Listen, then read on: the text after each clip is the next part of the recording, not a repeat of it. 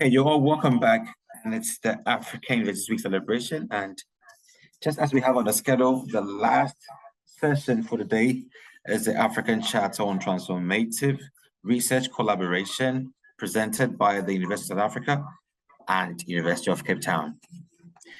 And the key person to help us discuss this topic is in the house already, and the person of Divine Fa. Sir Divine, can you hear me? I can hear you. Can you hear me? I can hear you perfectly well. And do you mind putting your camera? Oh, great. You're looking great. Yes. Thank you very much. Thank you. All right. So today we're looking at the African Charter on Transformative Research and Collaboration. And we have so many people across the course. There are 109 of them right here, patiently waiting for you. So you can just take us through. I understand you are in a very dire situation right now, but you can help us with an opening. Then we can take it from there, right? Yes, I can take it from here. All right. Sorry, let me just do this and try to. Yes, great. Thank you very much. Right. Sorry to rush. I think there's a mix-up either in the time or I got it wrong. Yeah, but I am currently in transit and just waiting to travel on to Cape Town. There are two colleagues or three colleagues who were supposed to present with me. That's Gabriel, but he's currently presenting the charter at another event. And then Puleng Sekwalo, who also is at another event, and Isabella Boderin, who is also at another event. And these are all different events around the charter. Okay. And I just had, and also with many of the other conversations that you've had before. But I'm just going to take you through and give you a few pointers to the charter. And then I have just put the link on the charter in the chat room.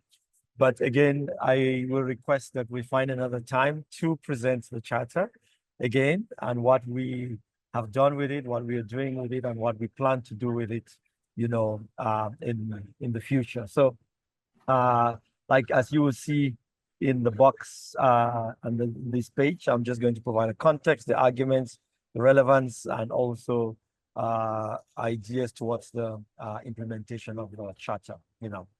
So let's start with the context, you know. The context is really looking at the significance of African North research collaborations. I know that there are lots of debate and discussions around Africa collaborations and also North Africa collaborations, but this is really about Africa North collaborations, how we think the world from this location. And there is a growth of this growth in these collaborations over the years, and these collaborations also dominate scientific work on the continent. They also dominate lots of infrastructural development in the continent. They dominate scientific discoveries, but it also dominates research outputs, which is really one of the spaces where Africa tends to want to write its voice, and also one of the spaces where Africa's contribution to global knowledge production is often calculated. So if you look at those collaborations, just to take you back to research, you know, from the UNESCO Science Report in 2021, that an average share of publications with foreign co-authors in Central and East Africa from 2017 to 2019, 88%. So 88% of our publications between 2017 and 2019 with authors from outside. So that is really significant, you know.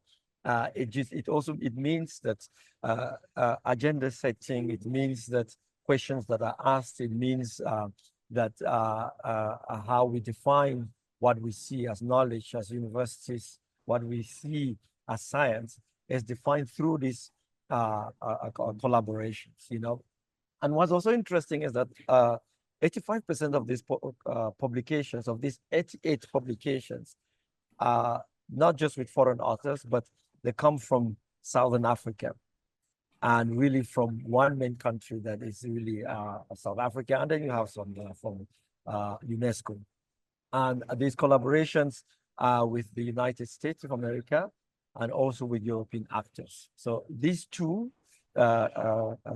continents, that's Europe and the USA, dominates the collaboration, you know, with this. So this has pushed over the years an expanding discussion around partnerships and also equitable partnerships, which, as you will see in the SDGs, is SDG 17. So equitable partnerships is seen as a key driver, you know, for thinking about sustainability and also sustainable development. So if you look at many discussions like the previous discussion, you'll find that there's a lot of references around the need for greater fairness in these collaborations, and that there is a lot, there's a growing set of guidelines in many organizations and institutions around equitable partnerships, and also calls that we should move from these guidelines and we should also move from discourse to specific action.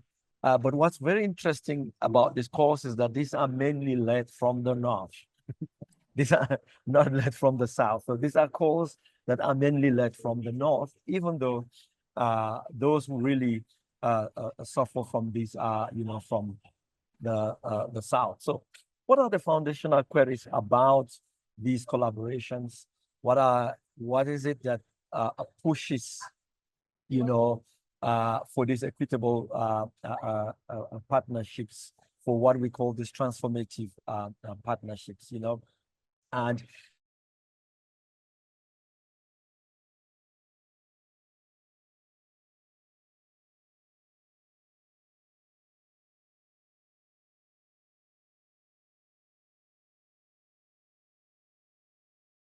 the second question, what equity entails, because equity means many things to many different people. And oftentimes we think that we scratch the surface and we do not get, you know, into the core issues. So what is greater equity, and what are equitable collaborations for, and what would they do? You know, so we think that greater equitability in collaborations will help to enhance the uptake of research findings, and also what we think we keep pushing for is impact. It will also strengthen the longevity of partnerships, which sometimes often break because of all sorts of misunderstandings. We also think that it brings a lot of integrity, you know, to research and also to investigations and findings. There's a lot of debates about collaborative work, a lot of debates about including local people, a lot of debates about making impact. So we think it will bring integrity in these investigations.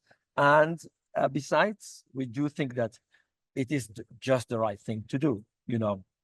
And the second thing is, the second question which we raised to understand this is what equity really entails and what it means. And for us, this is what we mean by going beyond equity, and also what we mean going beyond equitable partnerships, and what we mean by transformative partnerships. So this means mutuality in project arrangements. Because of the inequalities and inequities, we often say who pays the piper commands the tune. But we think that paying the piper doesn't necessarily require you to command the tune, and that we can be able to build certain frameworks that would allow us to work within a scientific context where we see each other as equals, but also as colleagues, So mutuality means determining the research foci and research focus, which means like asking questions, for example, that we should participate equitably and collectively in asking questions and determining what priorities are and also what priorities we should be focused on in research. It means equity and equality in the division of labor, but also in capacity strengthening, because oftentimes it's one side. There are 1,000 projects about capacity centering on the African continent, and oftentimes you think that Africa is a place of incapacitation. The second is really, a third is really around decision making on budgets, on samples, because oftentimes many people on the continent come in as accessories, as research assistants, or as people who have to implement certain aspects of the projects while these are being led from elsewhere. We also think that there should be equity in authorship, and you can see in the arrangements of publications with first author, second author, but also in the publications, the publishing houses. You often find that many of these publications are also published either in journals or in publishing houses also outside of the continent, which means that the continent and its own institutions do not have access to visibility, but are also unable to curate this knowledge. But we are also saying that we need favorable research management and also administrative processes. And changing these arrangements also means that it will strengthen institutions, strengthen their capacity to also manage and also to administer research, in particular places. And that's why we present the Africa Charter to shift this perspective, to shift the current perspective. And the shift is to move beyond equitable partnerships, because we're arguing that equitable partnerships or equity is great, but we need to transcend and to move beyond that. And what do we mean by this? It means that we need to have projects that are Africa-led and Africa-centered, especially when this concerns the continent. That we need to shift the way we consider or look at Africa as a place of experimentation, or as a place to apply thesis, or as a place to collect data, but we need to also see Africa as a site for knowledge production. We also need to see Africa as a space for intellectual grounding, So apart from ensuring that we should have research to be Africa-led, it should also be a place where we see Africa as a place where we can ground intellectual work and ground theory, and also a place for scientific production. But this means that we need to rethink the conceptual frame and analysis that we use and the methodologies that we use, But in order to do this, we need to take seriously the critiques that have been raised by both post and decolonial scholarship from the continent. And we also need to rethink the systems thinking, which is really good, but which also has its own constraints. So we need to expand it so we can be able to have access to other frameworks and also techniques, for knowledge production. So we start with introducing the Africa Charter for Transformative Research collaborations by acknowledging that there is an imbalance in knowledge production, and that Africa is located in this position, an unfavorable position in this global scientific and research ecosystem, where Africa is always the place that needs to be capacitated, where it's always the place that needs to be the site for experimentation. It's also the place where we come to collect data, but also don't take them seriously as a place for scientific production. And we can see the problem in this data that I already presented, to you.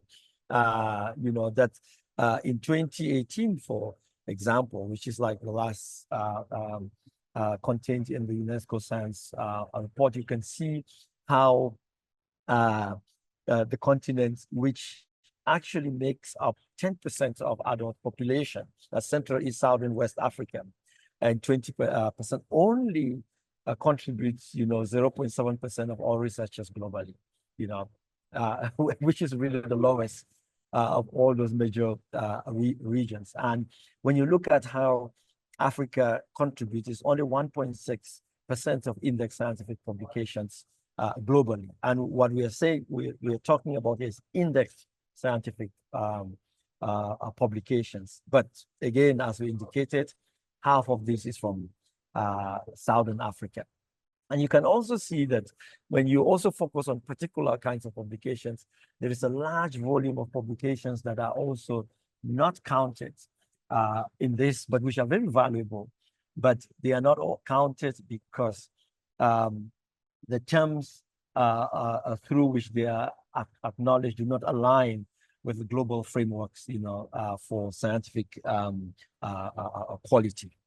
When you look at the rankings of institutions and universities around the world, and this is the QS ranking for 2024. You can also check all of the others, times and many of the others.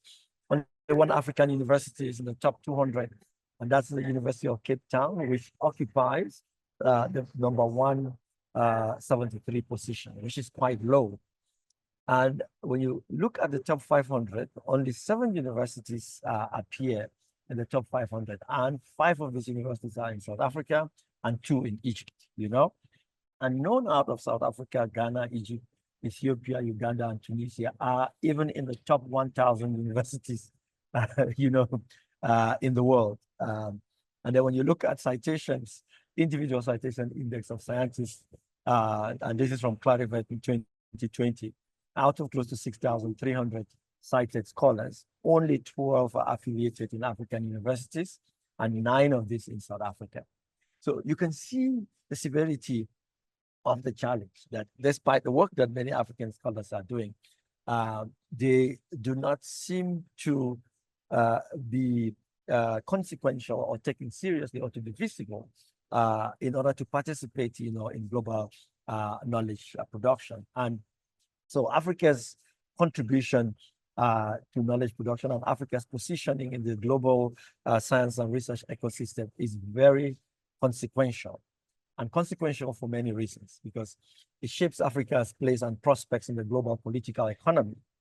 And secondly, it also reflects the uneven playing field of scientific production, which also affects Africa's political economy, but which is really grounded in the legacy of colonial histories and processes that have been set for so many years, but that continue till date, but which really needs, to change. But we think that it is important, to change this in several levels. It is important to change Africa's ranking. It is important to change Africa's positioning. It's important to change Africa's contribution to citation indices and also to global knowledge production by moving beyond equitable partnerships and addressing this at different levels. The first is at epistemological level, which has to do with theories, which has to do with models, with methodologies, with frameworks, with particular canons and disciplines. The second is at the level of language, which is really what gives us access to what we think with, how we think with, what we train, and how science is also transmitted, produced, understood, and conceptualized. The third is really has to do with theories and concepts, and many of our theories and concepts are extraverted. They operate, which is a concept which we use from the Beninese philosopher Paulin Otonji, which means that these theories reflect our own economy production, where we produce raw materials for the outside world and mainly depends on machines that are brought into the continent to produce industrial goods. So our scientific production is not very different, because the theories and concepts are also imported from outside, so we can produce raw material and give outside to be processed so that we can import these theories to live with. The fourth is really what we call the development base and the development frame. That Africa is trapped in the development place, consistently seen as a place of underdevelopment and a place that does not have the capacity to be able to sustain itself. So even when Africans produce knowledge, that knowledge is still treated as underdeveloped because they're still seen as a place that needs to be developed. The fifth is really around institutional resourcing and also capabilities. that many of our institutions do not really have the kinds of resources and capabilities to be able to run. And you can see this in many ways: laboratories, machines, test kits, libraries. Just look at professors, resources to go for conferences, resources to publish. For example, if you're publishing open access, you need page fees. So there is so much that we need to be able to do to take us to that place, and that's why we think if we say equitable partnership is good, but we need to go deeper by looking at what this framework we've introduced called the concentric section, looking at the deeper issues which affect Africa's positioning in the global science and research ecosystem, but which affect us in ways that even if you do the administrative arrangements, this will not shift. If you don't address the epistemologies, the languages, the theories, the development-based institutional resourcing, and the concrete collaboration arrangements, we will still continue to deepen this problem and also this crisis. So the Charter therefore offers us a set of goals and principles and aspirations, which we think if we adhere to, it is a promise, which we think if we adhere to, we can be able to change it, that we will be able to level the playing field. We are aspiring to level the playing field by rebalancing the system, Africa-North relations, by repositioning ourselves and redefining our relationship in this global research and science ecosystem as a whole. We think we can do this in a number of ways. We will be able to bring social justice, for researchers. We'll be able to advance Africa's aspirations. And we do think that ultimately it will enrich global scholarship and also give greater ability to the human race to be able to solve many of the problems that affect humanity and also our planets. And this is not just for us, it's for scholars, it's for institutions, it's also for the scientific community, but it will take Africa to its rightful place. And I would think that it will take humanity also to a better place. It's also an aspiration to change international collaborations. And we do think that these international collaborations, Africa North, is actually the entry point where we can have these potential transformative relationships, because these dominate and also constitute many of our publications, as you've seen, many of our science on the continent, as you have seen, and also much of this other work that we do. So over the years, I think we launched this within the context of the core VIP of the Association of African Universities. And this charter is online for institutions, individuals to endorse. And we have put together as a roadmap, on how to proceed with this.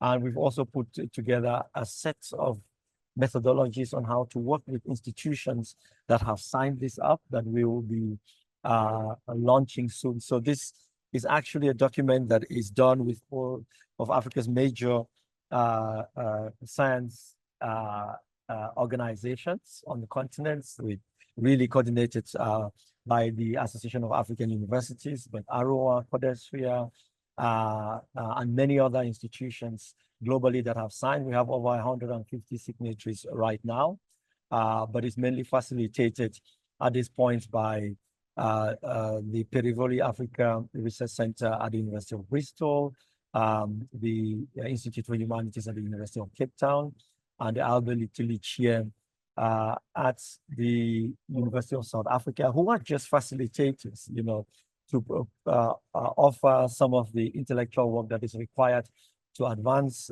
this charter. And my colleagues, as I indicated, with whom I work, Isabella Aboderin, who is the chair, Ayop Gebremariam, who is a senior researcher in Bristol, and then Puleng Sekwalo, who is the Albert Lituli chair. So this is all online. We are currently building a website, and we are meeting in Accra, I think in 2 weeks' time, at the AAU, to finalize the documentation and also prepare it, to begin to launch it to everyone. So thank you very much. Thank you so much, Divine. And for the good of participants, if there's any link you want to share, so they could do some follow-ups and get to know more about the charter, you could share in the chat box. Be kind to do that for us. Yes, so I'm going to share the link again for participants. I'm just sharing. It's currently sitting at Bristol, but in the next several months after Accra, we'll be launching the website on the platform where everything will be sitting. And as I've indicated, please, let's organize after we meet in Accra.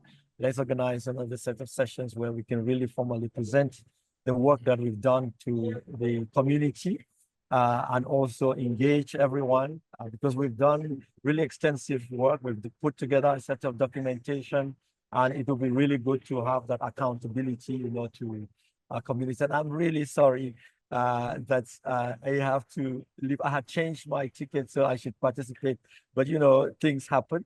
And I have to board my flight right now, and I'm really sorry. Right. But I will follow up with Well, thank you so much.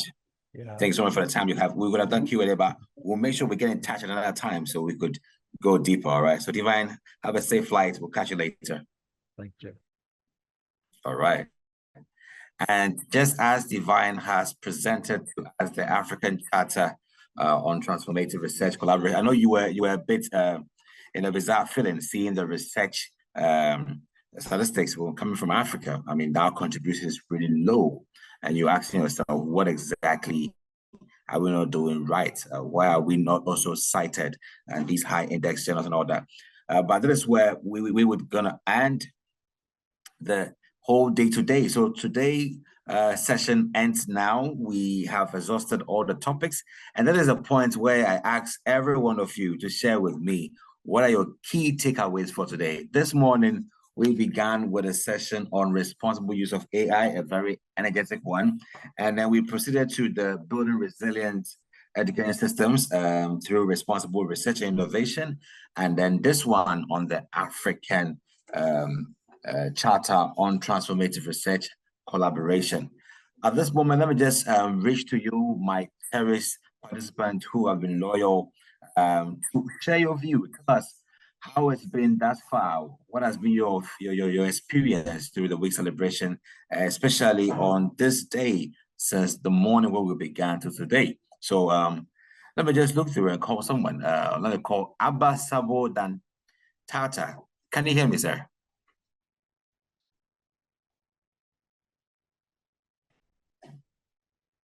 Hello, Abba. Can you hear me? Yes. Tell us your experience. How has it been thus far?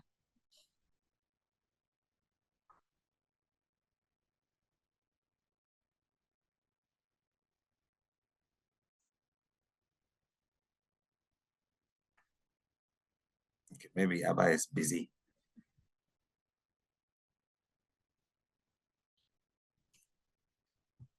All right, so while we wait for Abba, let's hear from Angela. Okay, Abba, you're here. Abba, how you doing? Where are you joining from, and how's the feeling thus far? Your experience thus far?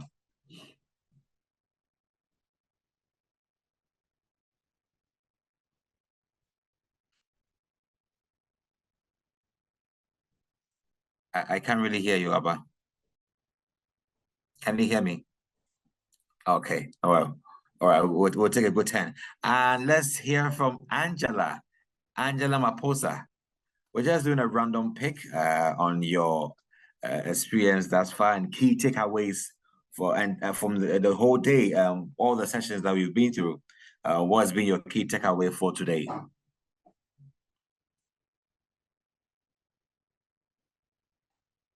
Okay. All right. I also have in this session one revered and very a venerable educator. He is a great sage. I would say a great sage of higher education in Africa, well published. The person of Professor Pai Obanya. Sir, if you were with me on this platform, can you kindly unmute yourself and then share with us your takeaways to grace the occasion for us. Okay, my takeaways are just a reconfirmation of what I've always said. Yes. One is that you have to be in line to be online. I'm in my study here, and I can see the number of times I've been adjusting sitting position, all that. I then imagine my less fortunate brothers and sisters out of Africa who could have enjoyed this. So can the AAU not assist in pressurizing that we get to be inline, so that it becomes easier to be online? The other takeaway is relating to AI. Again, it reinforces my earlier belief. One, that is that hardware is wonderful, software is wonderful, but the more wonderful one is the humanware. And so when we talk about the challenges of AI and so on, is that how do we put in the really human element in it and not just mechanistic? And I think that major challenge is that if I was to teach, people will keep laughing, and I don't tell, I encourage people to bring out the best in themselves, and they go out not being the same again. To what extent would the application of AI bring this about? And what type of teacher training or lecturer training do we need to make sure that this happens? Because if this doesn't happen, it's just like I carried a computer about and you don't know what to do with it. And the third thing is that you should be encouraged to continue. What you are doing is right. Please continue the way you are doing. Thank you very much. Thank you so much, Professor Paul Banya. Your submissions are always succinct and very refreshing. Appreciate for more long life, more strength, and more wisdom to inspire us to do what we're doing. I appreciate you, sir. Thank you. Thank you.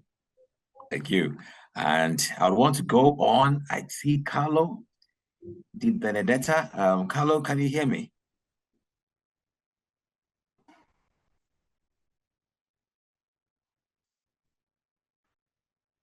Let's check on Adetola. Adetola, are you there? F4 Hesse, are you there? I just want you all to just put your cameras on and share with us briefly what your key takeaways have been. You have been right with us from the beginning of the event, and it will be good to have your feedback on how the event is going. Give us feedback, so we need feedback to get better.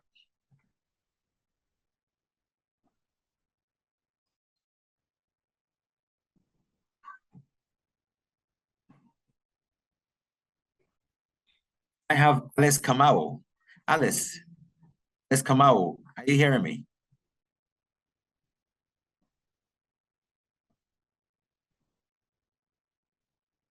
We have some few minutes to do feedback so we can wrap it up for today so we can get ready for tomorrow. If I can have a couple of hands up or members, participants who are willing to share their views on the experience thus far. All right, Genevieve, let's hear from you. Yes, good afternoon. Good afternoon, Genevieve. Yesterday you asked me to share, but I wasn't ready. But today I have been in throughout and I am impressed. I'm so impressed with what is going on. I was very happy with the topics that were covered today. And if I can add to what Ghanaian professor said about the human element, I also believe that technology, digitized or whatever it is only a tool to enable us to live our lives and to do our work better. So we shouldn't really worship it as such. So please remember to tell the last presenter to send us his slides. I really would like to have a copy of his slides, please. Thank you very much. Oh, you wanted me to start my video. Here I am. I think you've seen it, but I've made my comments. Thank you so much. This is just wonderful.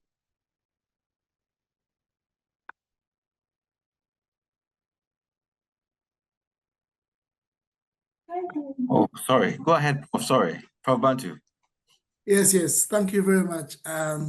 Thank you very, very much. I'm excited that this celebration has made a fantastic engagement with the stakeholders.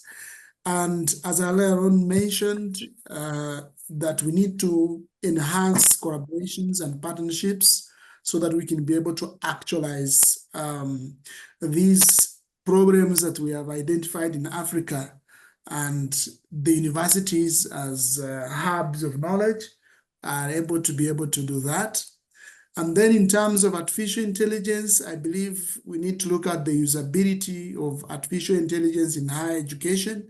And I believe it has the potential to reshape higher education in several ways, including personalized learning, because most of the students can be able to personalize the learning experiences. They'll be able to know their strengths, their weaknesses, and also be able to adapt to learning platforms just like the one we are having now.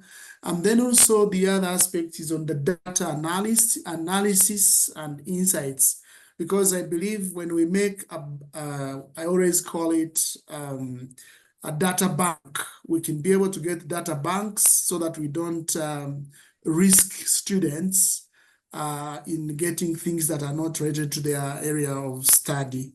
Then also automating administrative tasks. Artificial intelligence can automate routine administrative tasks such as scheduling, grading, and student support. And all these, of course, as I said, it has its own challenge, because that means we shall be doing away with human labor. So we may also require now to have virtual assistants who can also be able to help students with inquiries about course content, deadlines, and academic procedures. So I want also to emphasize that the role of humans in artificial intelligence enhances education. So I want to provide a platform where all of us can be engaged in terms of critical thinking and creativity. Just like the students can learn from the classroom and then they translate this into the field. So it was very exciting for me to be part of this debate and celebration. And I do believe that it is going to be cascaded to other universities. And I've also mentioned that we can have Kawale University. And I say that Kawale University has these 3-4 countries together. It's just right at the center: DRC, Burundi, Rwanda, Tanzania. So if we can have another kind of cohort to discuss and continue this deliberation, I think we'll be able to reach output. Otherwise, I want to thank you and say hongera, congratulations for this. And I'm very excited. Thank you very much. Thank you so much, Professor Edward Bantu, for your comments. And Alice. Yeah, here I am. I was on the road. I was driving when you called out my name. I'm sorry, I've stopped somewhere. You can see I'm in my vehicle. Very well. Yes, my take home is, let me say, first of all, I'm very grateful for this, to be part of this, yeah? And I really liked the AI discussion today. And my take home is on the data analysis bit. I didn't really know that we can use it in data analysis. Besides enhancing our teaching, it can enable our students, and especially the postgraduate students, to do the analysis with it. I'm grateful, and I'm looking forward to more discussions like this. Thank you. Thank you so much, Alice. Great feedback. And let me take 2 more random span to share their views. I can see my own man, Jonathan Kono, in the house. I know you've been with me all this while. Would you want to share a word or two on how the whole thing went? Whilst I do random checks, if you want to voluntarily share your comments, you can do that, or else I'll mention your name in the comment section. Anyway, so I want to say a very big thank you to all of you.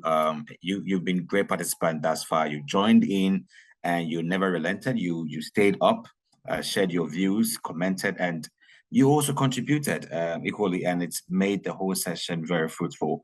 So on behalf of the AAU and the partnerships unit at the AAU, I want to say a very big thank you to you all for staying with us and enjoying the 2-day partnerships event yesterday and today. And I can see some new comments in the chat box I want to just read out so we can see what's happening there.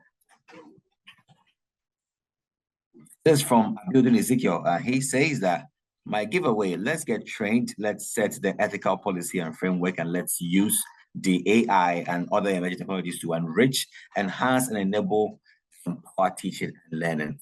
This world sound up, Dr. Abiodun. In fact, we have to get trained.